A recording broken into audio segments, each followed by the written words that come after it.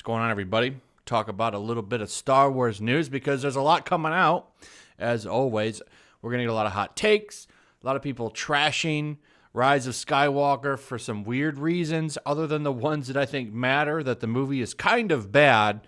But, you know, if you like the movie, that's your choice. I don't have anything against you, and I get why a lot of people like the movie. I do. Personally, I didn't. I did a review on it. Check it out. I thought the movie was a mess. But regardless, it's what we got. And people are going crazy over the movie in several different fashions. Take this article, for example. How Star Wars reinforces all prejudices. Now, what is this article? I can do a whole video on it. I'm not going to. I'm going to just kind of touch on it. Basically, get this. Here's some real journalism for coming out of the Washington Post. Apparently, some of the music in Star Wars, that's right, you guessed it, is racist. Oh, wait, you serious? Let me laugh even harder. And I'm not even making that up. This is a real piece. Someone actually sat down and wrote this, and they're quite serious about it. It's really, really stupid. And, of course, coming out of the Washington Post, did you think anything otherwise? But that's not really what I want to talk about. I want to hit a couple of things and get to everyone's favorite gerbil. All right, first up, I know this comes out of We Got This Covered, but other people have talked about it purely on the fact that it's probably true. Now, We Got This Covered doesn't have the best track record, but they are saying that Disney reportedly wants Kathleen Kennedy gone after Star Wars The Rise of Skywalker Backlash. Now, let me tell you what I think is true about this. If this movie does not do $1 billion, I think they will absolutely get rid of Kathleen Kennedy and replace her. I don't think they'll fire her right away because of the optics of the situation, which is sad because you can't even make business decisions anymore because you have to worry about optics from blue check marks on Twitter. And this just, what a sad time that we live in, where the fact that you have to worry about that. I do believe this is true, though. I don't think they'll fire her. She has 1 year left on her contract. Here's what will happen. She'll say, I'm going to move on to new prospects. I feel that I've done everything I can do with Star Wars. I feel I've helped move the brand forward without George, and I feel like my mission has been accomplished. And I'm going to train my successor and get him comfortable, and I'm moving on. That's what's going to happen. They won't come out and say she's fired. And then they'll pay her some hush money so that she doesn't go out and say, you know, she was fired because of this or that. And that'll be that. And whoever we get is whoever we get. I firmly believe that's what's going to happen unless this movie makes $1 billion. If it makes over $1 billion, and I don't know how it will, because, I mean, I did a video on this the other day about why I don't think it'll hit $1 billion, and I kind of don't think that it will, which means Kathleen Kennedy will be gone.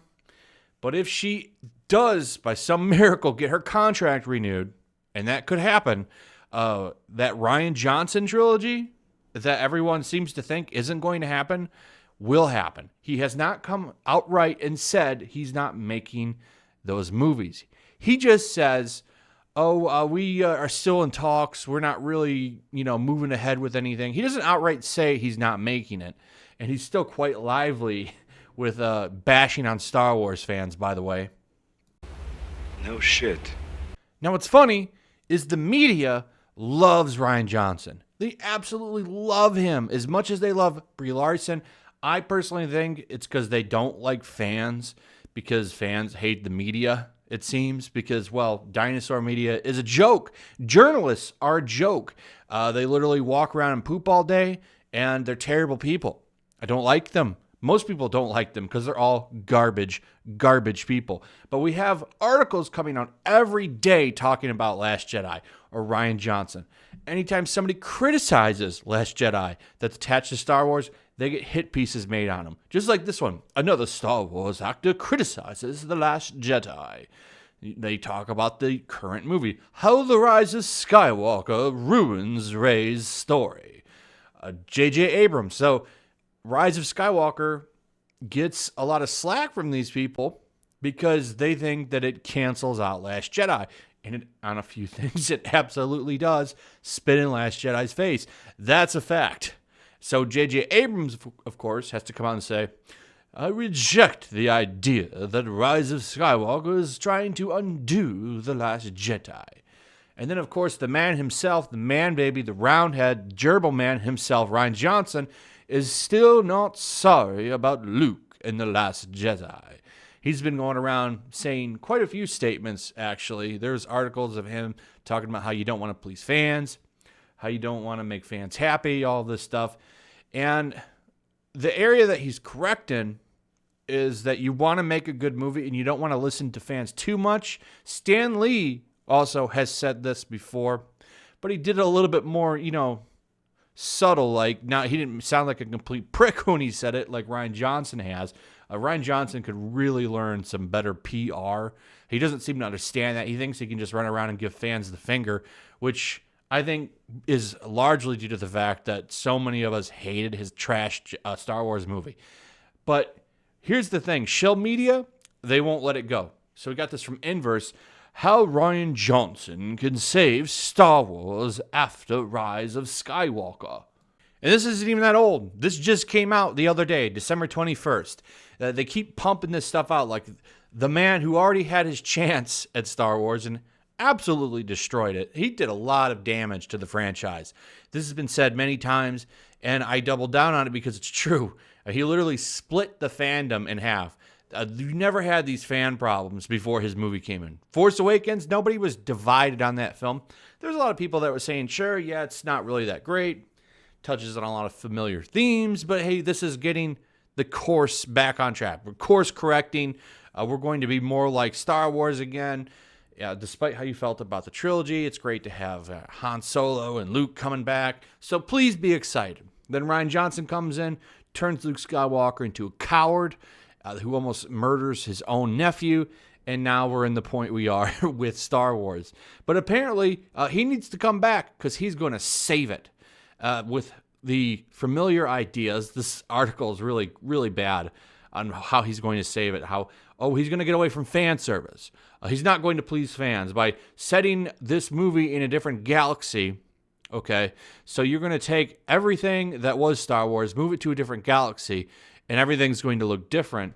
Well, the real question is then what makes it Star Wars? And they use this whole article here using Star Trek The Next Generation as a comparison.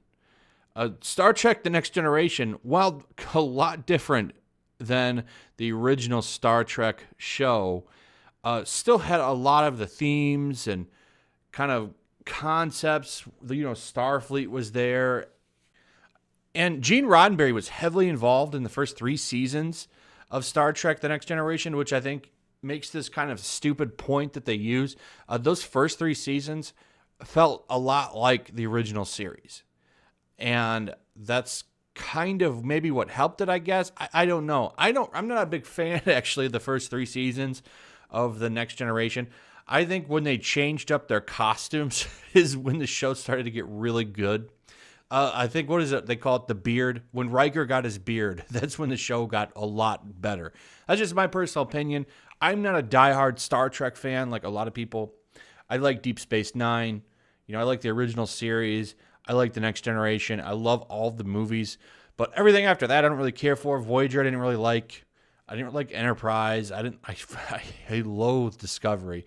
But for the most part, the movies, even the Abrams movies, I didn't think were terrible. At least the first one. The second one, I thought was stupid. And the third Star Trek, I actually thought was okay. I know a lot of hardcore fans are going to disagree with that, though. But, I don't make a bunch of Star Trek content. So I do plan to review Picard because I do really like The Next Generation. So I'm going to review that show. I mean, I'm getting kind of off topic here. But the point is, using Star Trek The Next Generation as a comparison to what Rian Johnson wants to do is stupid, because Rian Johnson wants to take the entire thing and move it to a different galaxy and pretty much just make generic sci-fi movies that have the Star Wars name on it. You can't have the same themes as you have in these movies because you're moving to a different galaxy. Nothing would connect because it takes so long to travel to different galaxies, they would never even heard of each other. So nothing that's familiar will be there at all. It's just going to be a generic it's going to be a generic Star Wars sci-fi movie. In name, will it be Star Wars? That's it. And it'll pretty much be Rian Johnson can do his own thing. Who knows if that would be good or not? I don't really care to find out because the guy has been so crappy to fans. I think it would be a big middle finger to the fans to have him make movies in Star Wars again. But Kathleen Kennedy doesn't give a damn about fans anyway. So if she doesn't get fired, I will 100% guarantee you Rian Johnson's not going anywhere and he will get this trilogy. Now, if she does get fired, he won't get this trilogy. He won't get it because everything that we've heard that's leaked out from the lovely drama that I'm sure would make a fantastic book about what's going on behind the scenes with the Star Wars movies. Bob Iger doesn't seem to care for Rian Johnson. And if Kathleen Kennedy gets the boot, Rian Johnson is 100% gone. And imagine how great the content will be because all of these blue checkmark shills and journalists will be writing article after article about how messed up Star Wars is and how they bent the knee to toxic fandom by getting rid of Rian Johnson and all this stuff. I think they'll give him some hush money and they'll just keep kicking the can down the road to keep these people off their asses. So that'll be really funny to see if that happens. I'm looking forward to it. But either way, these people won't let it go. I just find it funny. This whole article is written about how he's going to save it all. I'm sure there'll be another one tomorrow and the next day about how he's the greatest thing. He's pretty much Star Wars Jesus to these people, which I find really, really funny. Anyway, that's pretty much it. Leave me your comments. What do you think about Rian Johnson? Do you think he's coming back? Do you think he's gone? Do you think Kathleen Kennedy's gone? Let me know what you guys think. Also, do you think Star Wars Rise of Skywalker will make $1 billion? Please consider leaving me your comments and likes because those do give the video interaction points. That's what helps them be successful in the algorithm. So please consider leaving me some interaction. Also, make sure you're still subscribed. Subscribe if you're new. Hit that notification bell. Share the video.